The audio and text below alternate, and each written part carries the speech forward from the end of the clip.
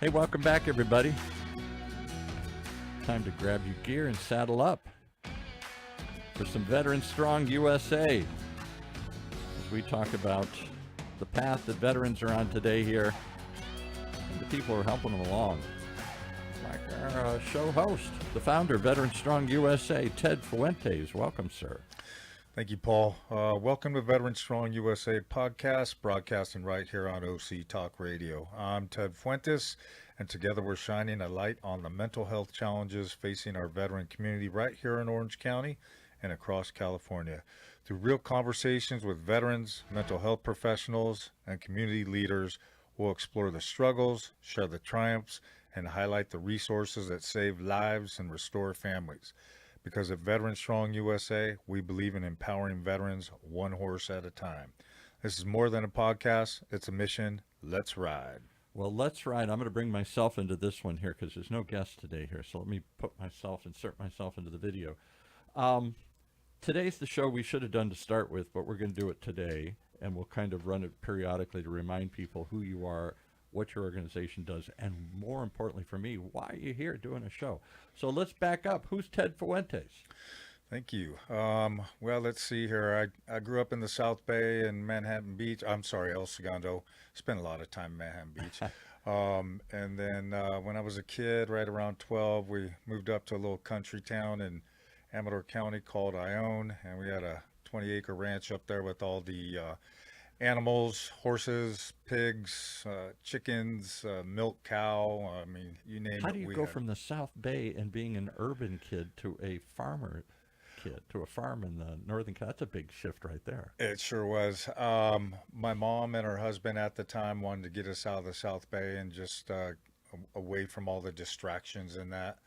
And it was great because up there in Ione where I lived, we were 10 miles from town.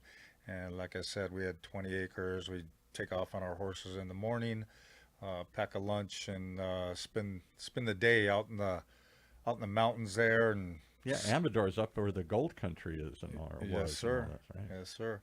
It's probably one of the greatest times of my life, aside from having my kids. We returned 4 years later, and then while I was up there in Ione, I was exposed to the equestrian side of life. Like I said, we had the horses and that showing and just having a lot of fun. No houses in the South Bay in Hawthorne or wherever you said you were from, right? There are some, not in El Segundo, that's for sure. It's a beach community. But we returned and, I joined the Air Force in 1986. And why? What was it that made you say that's for me? Well, get away or see the world or patriotism or what? Mostly patriotism and my love for aircraft. If you know where El Segundo is situated, it's right there on the south side of the runway. That's why I was wondering. That's right. That you're in Flight Central, Flight City, right around there. Yeah. Very loud, and it was a great experience growing up there. Still maintain some incredible friendships from my El Segundo days. So went to the Air Force, 86, was trained to be a crew chief on KC-135s, which is a mid-air refueling plane. Had a lot of fun doing that. Was stationed at Castle Air Force Base in Merced.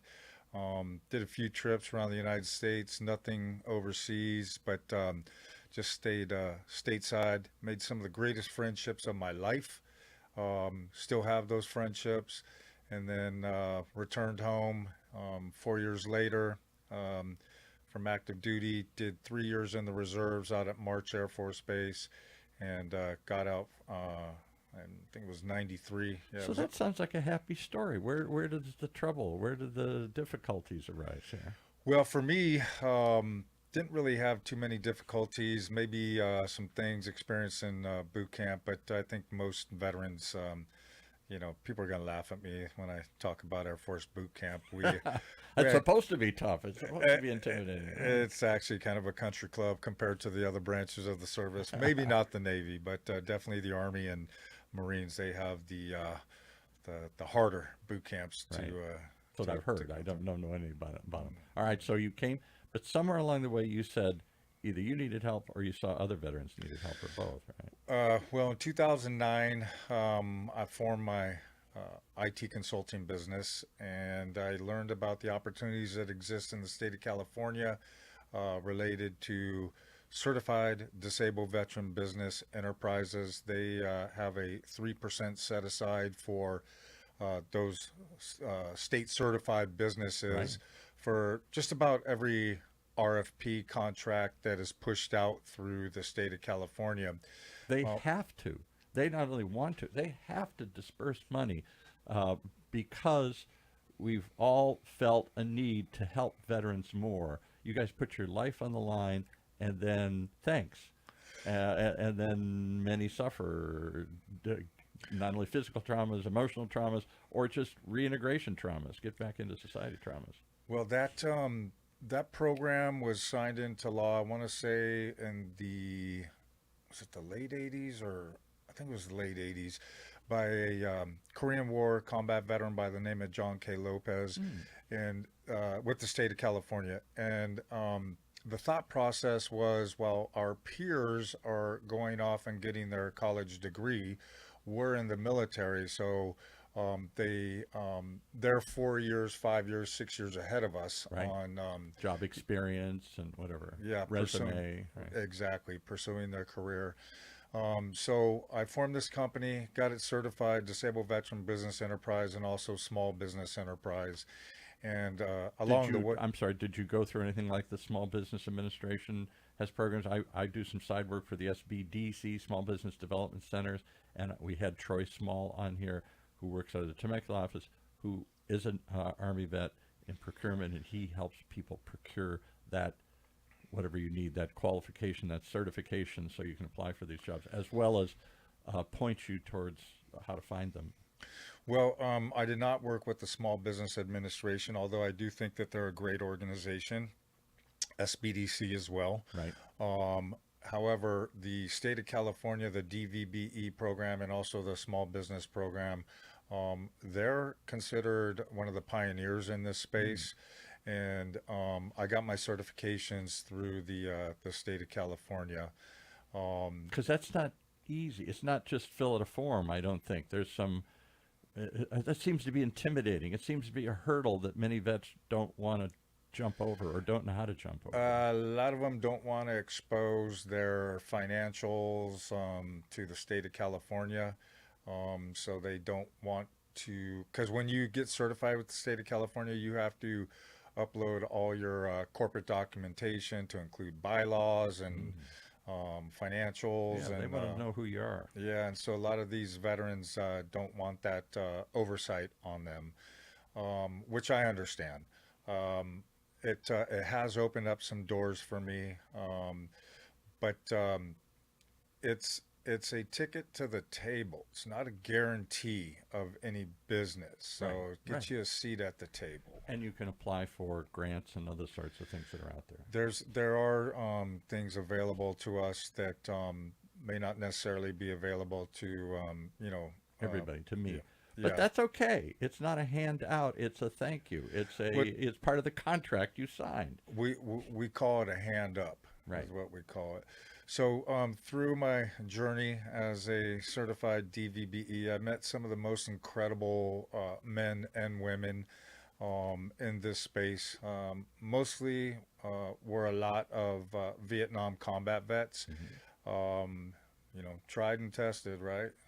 So met these We men. could do, and I hope we will do shows on that because that's my generation. Yep. I did not go serve. I was in college, and I saw those that I did know that did go serve came back pretty traumatized, and not the society was a different time, was not a very unpopular word, didn't welcome them back, and at the same time they weren't ready to get reintegrated. There was a lot of trauma, things we never discussed, post-traumatic stress and Agent Orange and all these things that now we know about, but nobody talked about it in the 60s when they came back in the 70s. That's correct.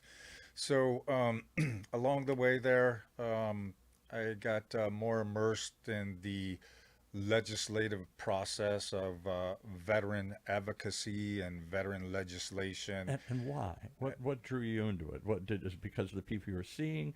What you came back and said, "Okay, I'm going to become a veteran certified business." I get that, But why get pulled into legislation and fighting, advocating for veterans?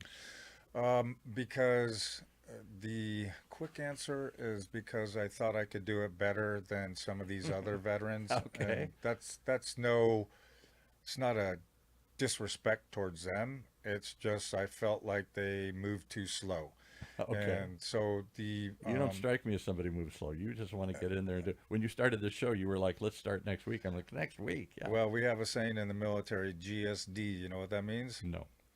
Getting shit done. Okay. Okay. Well, you seem to be somebody who gets stuff done here. Yeah. Yeah, yeah.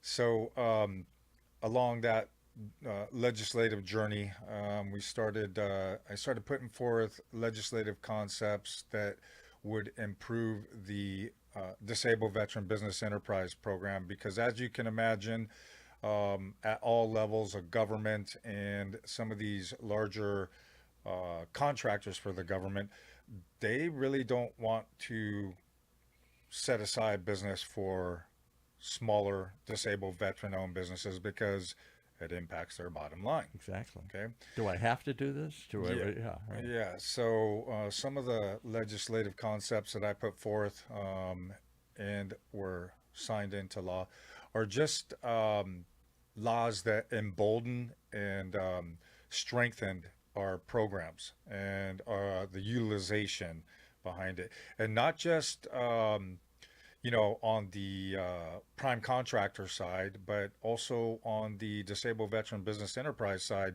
Um, Not everyone is created equal. Let me back up there. Everyone is created I equal. know. However, what you do with that determines, Yeah. where you fall. Equal opportunity doesn't mean equal outcomes.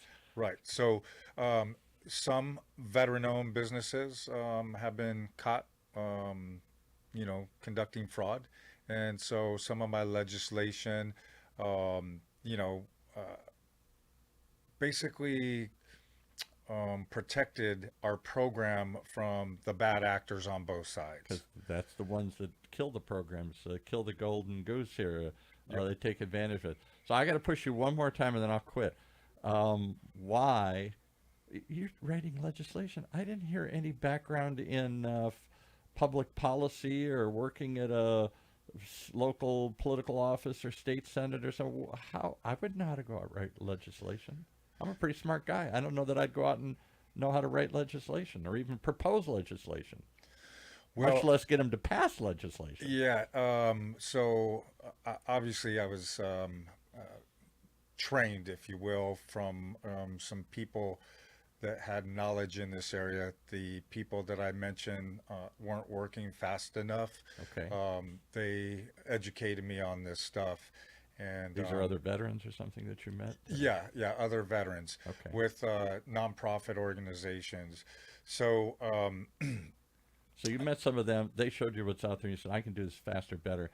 Off it launches. You got some stuff passed. I still don't get how horse therapy gets into this. well, I'm getting to that. So It's a long journey, a yeah, long ride. it is. So along the way, I formed a entity, if you will, called Veteran Strong USA, and the sole purpose of Veteran Strong USA was improving the lives of veterans through legislation. Okay. In that journey, I really got to see firsthand the mental health issues that really have impacted our community.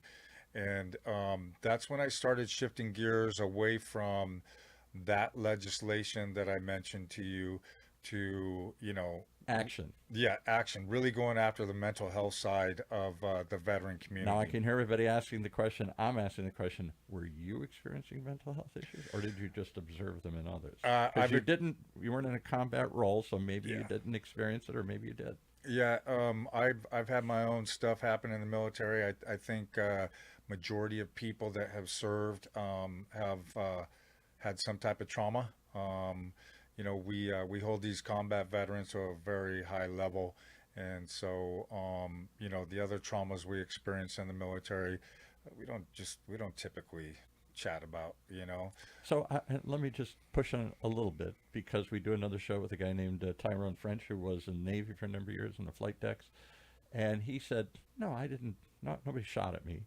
But he said, you don't know what it's like, the tension that goes on in these units. You don't know what happens, that the stress that we're placed, loud, noisy, uh, bangs, stuff going on. You don't know what it's like to people just regularly die, even on training exercises. Of, oh, I knew him and I knew him. People kill themselves. There's stress and stuff. There's a lot of stuff going on in there. You're even if you're not in combat, there are people being subjected to high stress, high drama, trauma, and enduring losses. Yeah, that's definitely true. Um, And you're just supposed to shake it off. It's just the job. It's what we do. Oh, he got killed. He landed the plane, crashed in the water. Okay, next, drag it off, keep going. yeah, there's a lot of truth to that.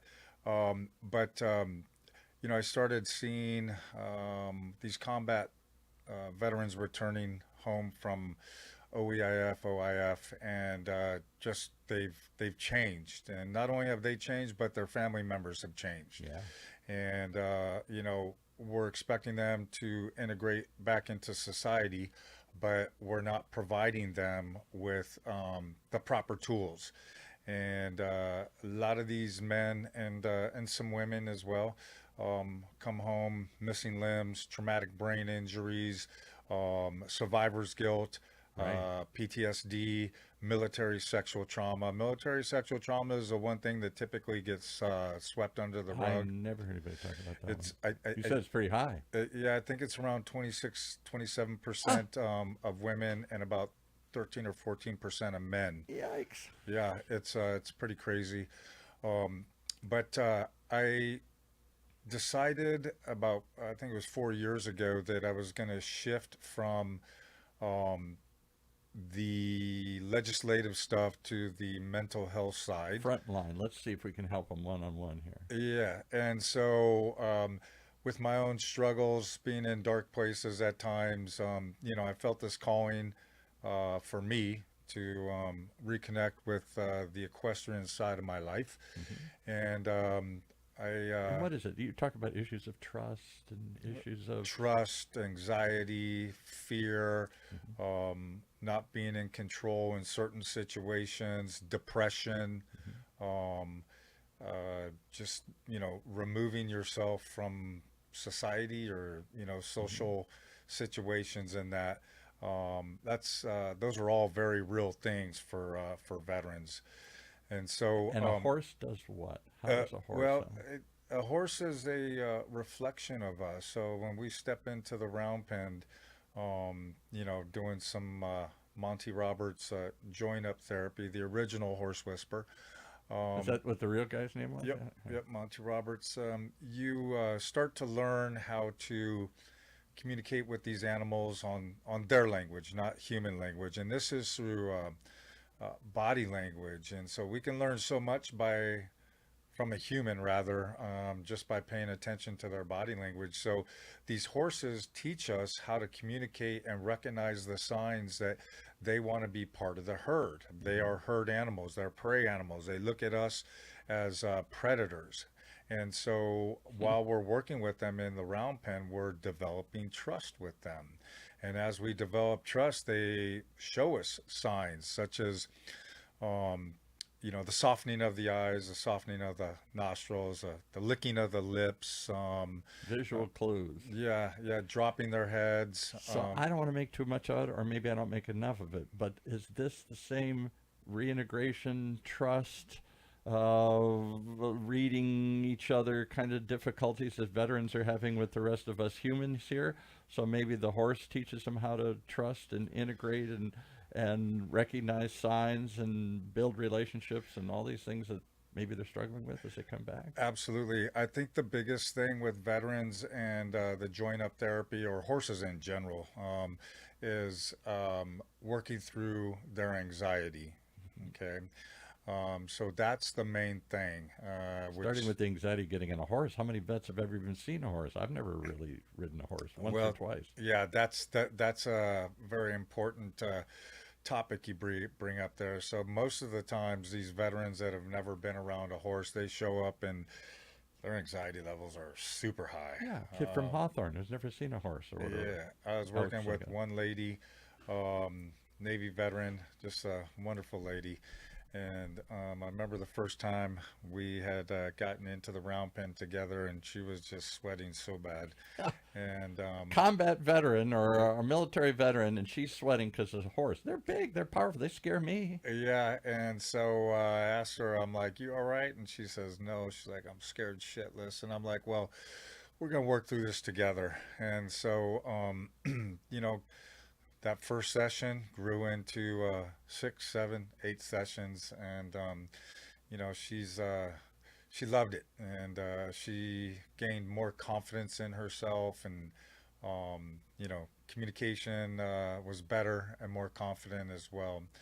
But so wanted to kind of go back to how me shifting gears Okay. and to legislative stuff and to We got about 10 minutes left here, all so I'm right, trying it's to good move through it. stuff. Empowering veterans one horse at a time. I've been successful.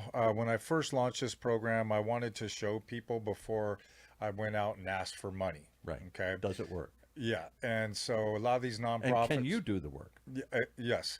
And so a lot of these nonprofits, 501c3s, which Veterans Strong USA is, they form and then they're out there asking for money Yeah. without. Give me the money, and then we'll show you what we can do. Exactly. Okay. So with me, it's more along the lines of, hey, this is what I've been doing for a year and a half, 2 years. These are the veterans that I've served.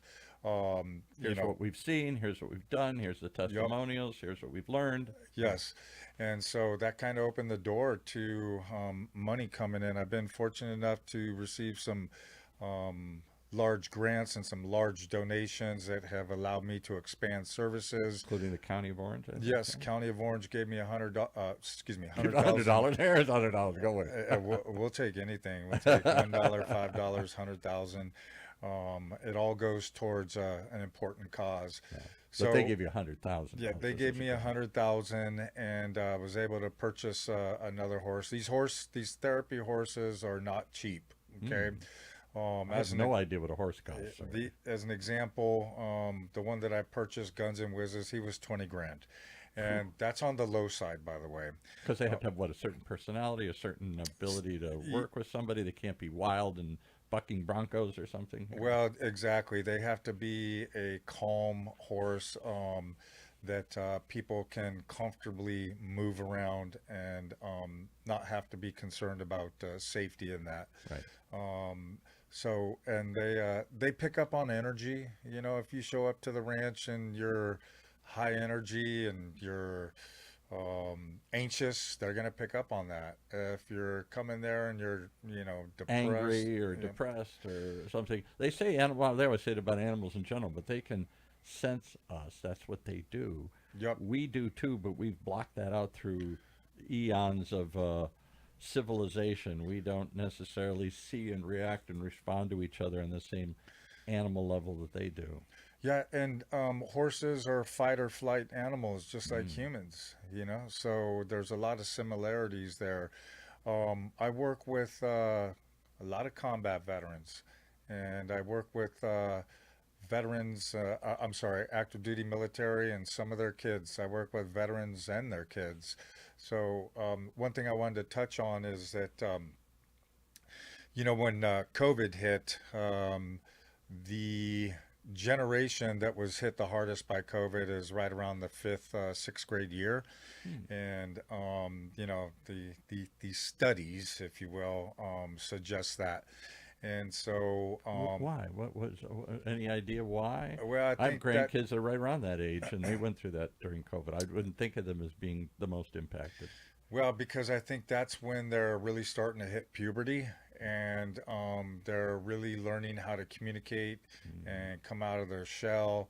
And who they are. Yeah, and so they were removed from the classroom, and even and forced to learn online, which is a lot of people can't do that. No. You know, and so Best we could do, but no, I'm not sure it worked that well for yeah, most of them. and then they were forced to wear masks. Okay, which I was not a fan of myself, because now you have these kids hiding their faces. Yeah.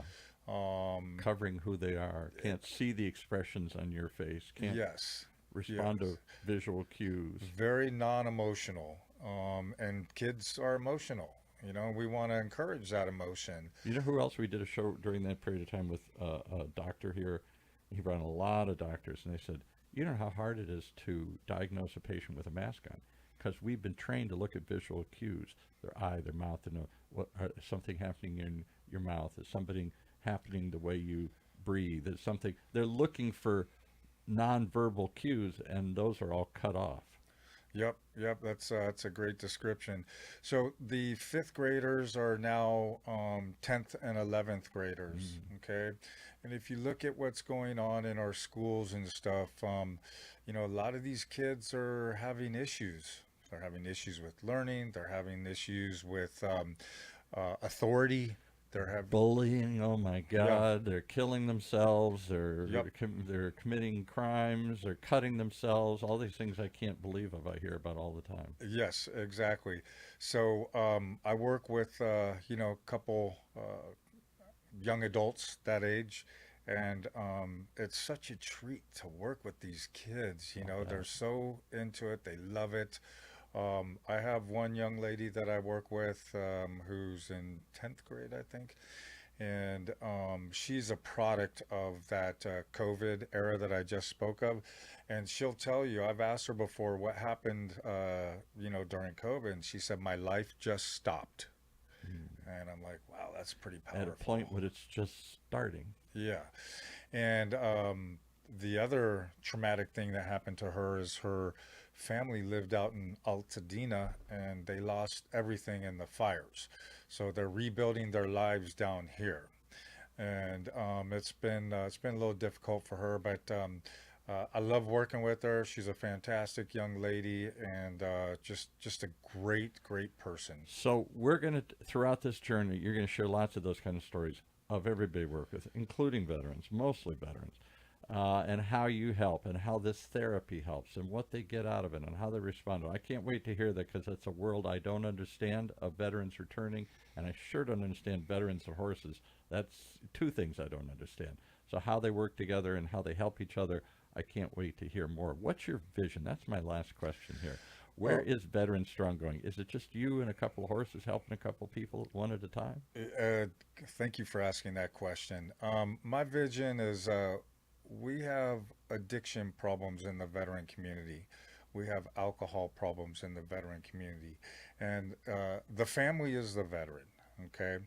And so, Really is. I hear that over time. My father was a veteran. He always said that you don't understand. It's once you've gone through that shared experience, that shared trauma, you're bonded together in a way you can't explain. yes, our um, our suicide rate is 43 per day.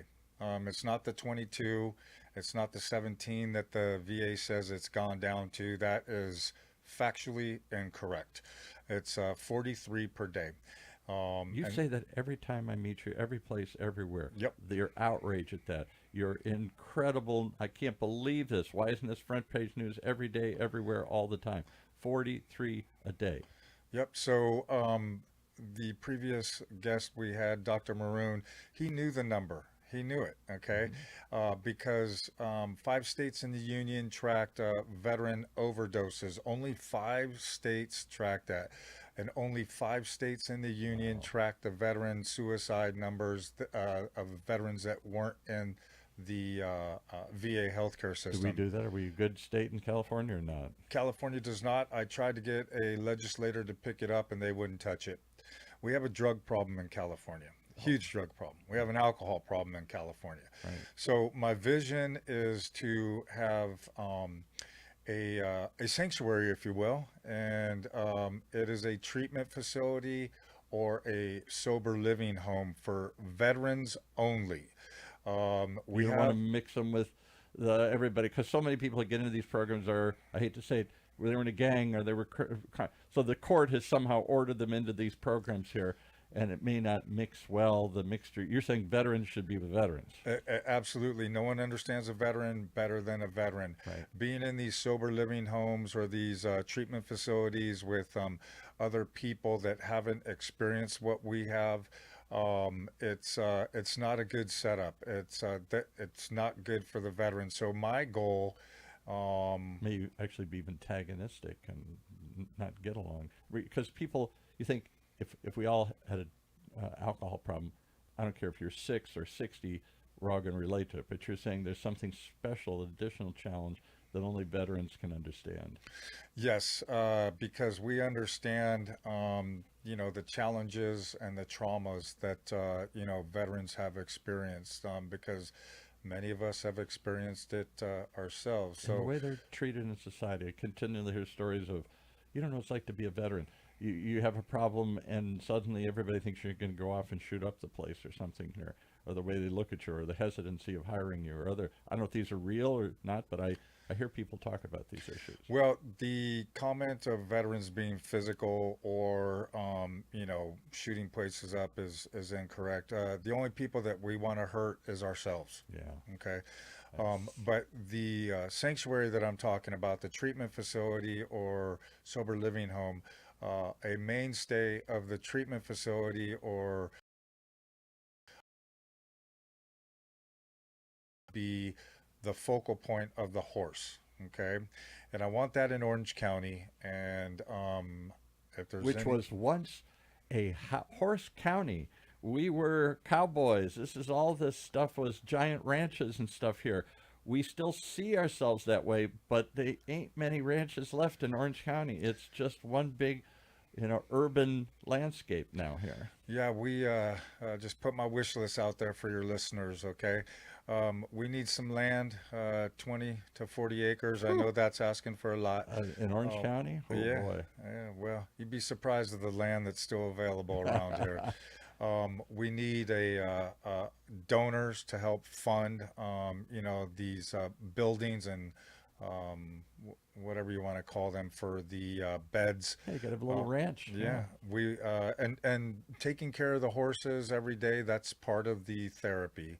Mucking stalls, feeding them, having Grooming them. grooming them, learning how to take care of them. That's all part of the therapy, the And daily I'm therapy. not trying to put words in your mouth, but I'm guessing now. Does that take me momentarily out of my problems? It's all about me. I can't get outside of my own world, my own head, my own problems, and now I got to take care of somebody else, another living creature. Well, that's part of it, but it's more about creating that value for themselves again. Mhm. Okay, creating purpose for them. There you go. That's the main thing. This But horse needs me. I can help him yep, or her. and the other side of that too is that we need therapists also to be part of this Veteran Strong USA sanctuary. These are my dreams. Will So they that happen? I so don't know. you've you seem like a guy that gets stuff done. So I'm not. What am I going to say? No. I hope we can help you make that journey come true. If nothing else, I hope through this show people can learn, as I'm learning, about a world we never hear about. A world that we know it's out there, but we somehow think they're fine. We got all these VA programs. We're going to help them all. We never, and veterans don't advocate, in my opinion, enough because they're self-sufficient, don't want to whine, don't complain. Not, I can handle this, and so they're not out publicly saying I need help or asking for help. Yes, and the one thing I will say to your listeners and my listeners is that we need donations, obviously. If you are feeling like this is a cause you want to get behind, you can go to our website and make a donation, www.veteranstrongusa.com. You can follow us on Instagram at Veteran Strong USA. Facebook is USA Veteran Strong, and our YouTube channel is Veteran Strong USA as Hear well. about the work they're doing, hear the stories of the people they're helping, and come back and maybe you want to share and support this journey. And maybe it's not money, maybe it's land, maybe it's other things to help. Do you take donations in kind for the horses, for the feed, for the tack, for the other things? Is it just money you want, or is it more than that? I want referrals for the veteran that you know and love, or maybe just someone that you think could benefit You want from to these help. services. I want those referrals. Our services don't cost anything to veterans, military, or their family members. Wow. Wow. It's funded by our donors. That's my commitment to my veteran brothers and sisters. And that's how I started, and that's how I'm going to keep it. And that's why you need money, because you're not asking for money here. So if these services are free, somebody's got to support you and the horses and the feed and the therapists and all the other stuff that go towards keeping this thing alive. I just want to clarify one thing. The services are not free. They're provided by our donors. So it's very important that we recognize these donors, because without them, there really wouldn't be a Veteran Strong USA and an equestrian therapy program. I just want to add one more thing before we end our show here. The services that we provide is the Monty Roberts Join Up Therapy, the EGALA model, equine assisted psychotherapy. We do grooming therapy. We do adaptive riding, also known as therapeutic horsemanship. And once I feel that these men and women and their kids are able to sit in the seat properly, I take them out on the trails. Well, if you don't know what any of those things are, go look them up, or even better, come back and we'll explain them in the coming episodes here. All these ideas of join up and participate and help as we put wounded veterans with hesitant horses, and together they somehow, like that movie The Horse Whisperer, they somehow communicate with each other and connect with each other, and a bond is built and everybody comes out better for it. I think it's an amazing world, and I look forward to hearing more about it here. Thank you. One more time, how do they reach you? Veteran Strong USA at gmail.com, or go through our website and you could message us through there. Or follow this podcast. Thanks for joining us. All right. Thank you.